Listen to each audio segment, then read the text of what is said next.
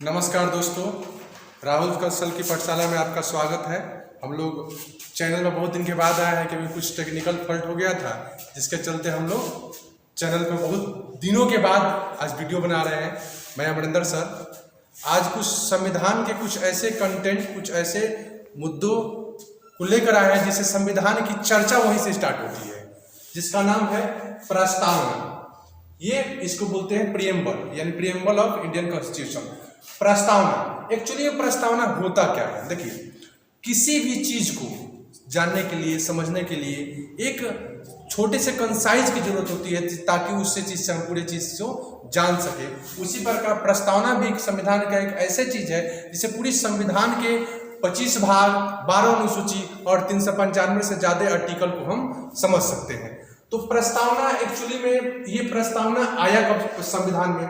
तो आपको याद होगा, हम संविधान में पढ़ाए भी थे, संविधान सभा की तीसरी बैठक जो 13 दिसंबर 1946 को हुई थी, जिसमें जवाहरलाल नेहरू ने उद्देशिका प्रस्ताव पेश किए थे और 22 जनवरी 1947 को यही उद्देशिका पारित हो गया संविधान सभा से।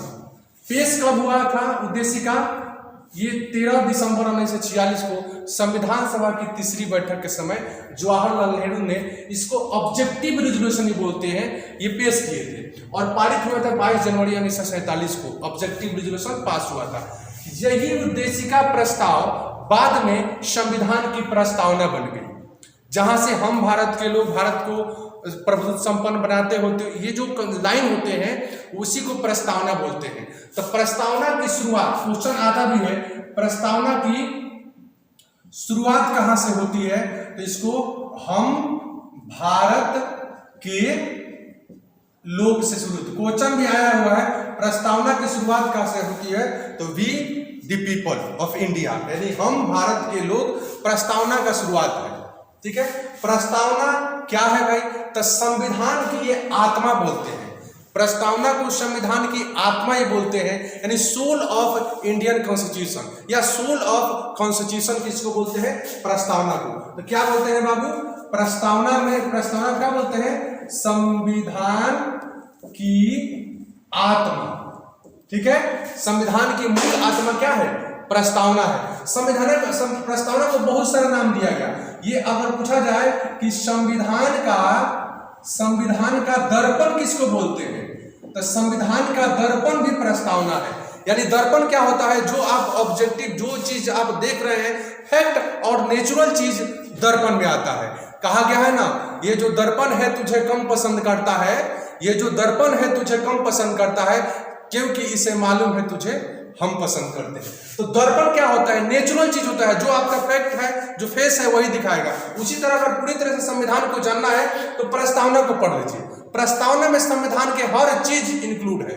अगर संविधान जो लिखने वाले थे, बनाने वाले थे, तो उन्होंने बोला भी था ना कि अगर संविधान की किसी भी भाषा, किसी भी कंटेक्स्ट और किसी भी लाइन में अगर कोई डाउट है तो आप प्रस्तावना से उस डाउट को क्लियर कर सकते हैं। तो प्रस्तावना क्या होता है? संविधान की आत्मा भी होता है। ये सब उपनाम है। किसने कहा था? तो ये संविधान की मूल आत्मा, ये कहे थे आप, सुप्रीम कोर्ट के एक मुख्य जस्टिस थे हिदायतुल्लाह साहब, बोले थे कि संविधान की मूल आत्मा किसको बोलते हैं। और संविधान बनाने वाले ये कृष्णाचार्य भी बोले थे संविधान की आत्मा है। संविधान का दर्पण भी है। ये सब उपनाम है। तो क्या क्या है? इसको बोलते हैं संविधान की आत्मा भी बोलते हैं, फिर आपको संविधान की दर्पण भी बोलते हैं और संविधान की दर्शन भी बोलते हैं। ये सब उपनाम है। ये सब टाइटल नेम है किसका? प्रस्तावना का। यानी कि आत्मा भी, संविधान की आत्मा किसको बोलते हैं? प्रस्तावना को। संविधान का दर्पण किसको बोलते हैं? आपको प्रस्तावना को। संविधान की दर्शन किसको बोलते हैं? आपको प्रस्तावना को। और एक और इसका उपनाम है संविधान की कुंजी भी बोलते हैं, की ऑफ कॉन्स्टिट्यूशन।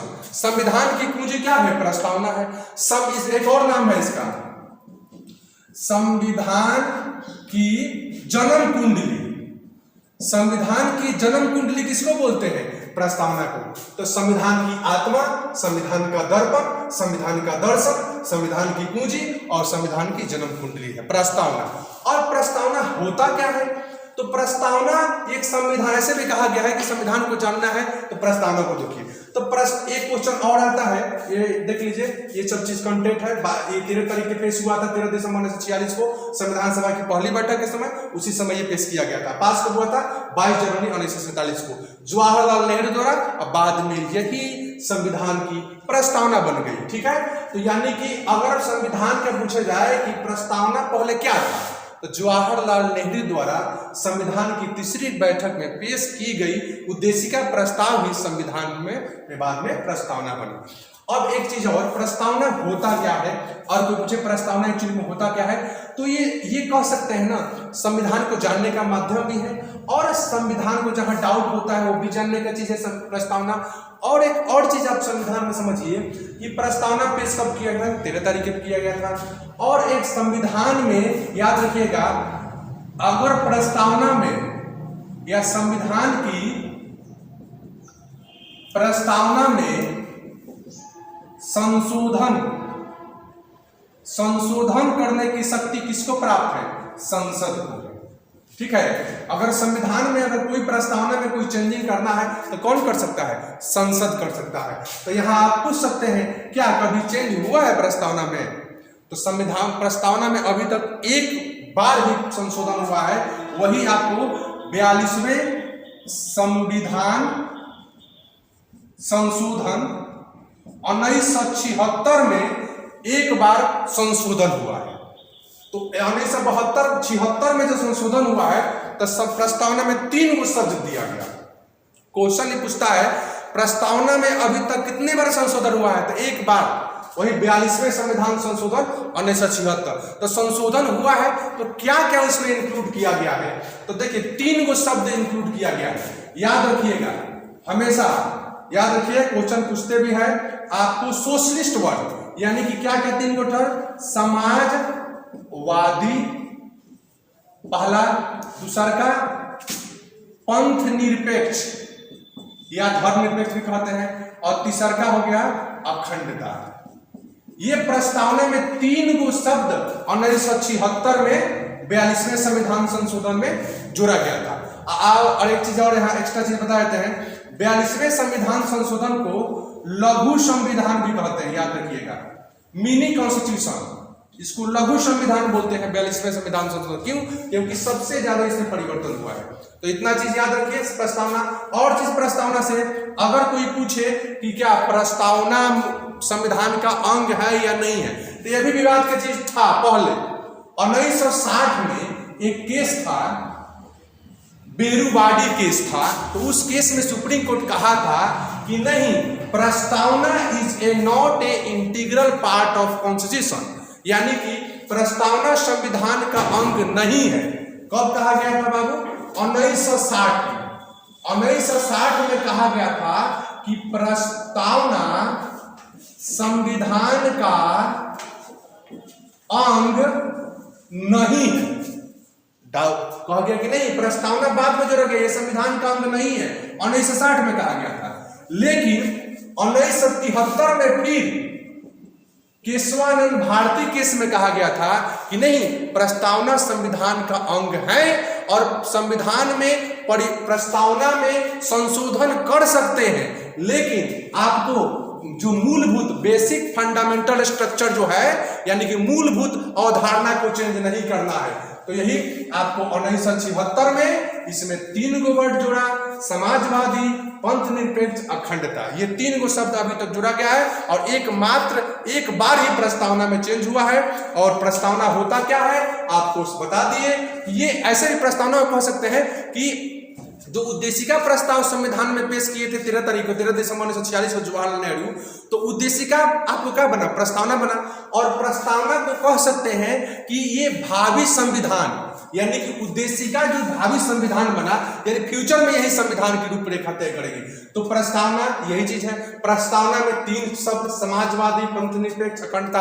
इसका अर्थ अगर पूछेगा तो समाजवादी क्या हुआ? सोशलिस्ट, यानी कहने का मतलब हम लोग ना पूंजीवाद है, हम लोग क्या है? आंशिक रूप से समाजवादी हैं, लोकतांत्रिक समाजवादी हम लोग हैं। भारत देश किस प्रकार के है? डेमोक्रेटिक ऑफ सोशलिस्ट, लोकतांत्रिक समाजवादी है, ना पूरी तरह से साम्यवादी है ना पूरी तरह से पूंजीवादी है। हम लोग लेनियन उदार समाजवादी कॉन्सेप्ट फील करते हैं। फिर पंथ निरपेक्ष या धर्म निरपेक्ष एक ही चीज होता है, हल्का फुल्का अंतर है। तो पंथ निरपेक्ष यानी कि किसी भी भारत का कोई भी धर्म नहीं होगा, इसलिए भारत में प्रत्येक पंथ और प्रत्येक धर्म के लोग एग्जिस्ट करते हैं। बौद्ध भी हैं, जैन भी हैं, हिंदू भी हैं, इस्लाम भी है, हर धर्म के लोग रहते हैं। इसलिए भारत को सेकुलर कंट्री कहा गया है, यानी राष्ट्र का कोई धर्म नहीं है। माने भारत का कोई राष्ट्रीय धर्म नहीं है, भारत का कोई राष्ट्रीय भाषा नहीं है, भारत का कोई राष्ट्रीय धर्म नहीं है, भाषा नहीं है, कोई इंटीग्रेशन भी नहीं है। यानी कहने का मतलब है कि सब धर्म को हम लोग रिस्पेक्ट करते हैं। और धर्म, सुप्रीम कोर्ट कहा भी है, धर्म व्यक्तिगत विचार होता है, किसी का पर्सनल थॉट, पर्सनल थिंक होता है। धर्म देश का, राष्ट्र का नहीं होता है, सेकुलर कंट्री है। एक क्वेश्चन पूछता है कि विश्व का सबसे पुराना पंथ निरपेक्ष राष्ट्र कौन है? तो अमेरिका। सबसे पहले सेकुलर कंट्री अमेरिका बना। 1776 के 4 जुलाई 1776 में अमेरिका आजाद होता है, और उसी के बाद अब सुप्रीम कोर्ट उसका संविधान 1789 में लागू होता है। उसके बाद ये पंथ निरपेक्ष राष्ट्र बनता है, देश बनता है। कौन? अमेरिका। और भारत भी सेकुलर कंट्री है। अखंडता का क्या अर्थ होता है? इंटीग्रिटी, यानी कि सब लोग, हम लोग मिलजुल कर काम करते हैं। यही समाजवादी, पंथ निरपेक्ष और अखंडता का अर्थ होता है। और प्रस्तावना ने जितना हम चीज बोले हैं, क्वेश्चन पूछा है, प्रस्तावना संविधान की आत्मा, संविधान का दर्पण, संविधान का दर्शन, संविधान की कुंजी, संविधान का जन्म कुंडली, ये सब है संविधान। प्रस्तावना, और फिर नेक्स्ट कुछ संविधान से रिलेटेड कुछ कंटेंट लेके आएंगे। तब तक के लिए जय हिंद।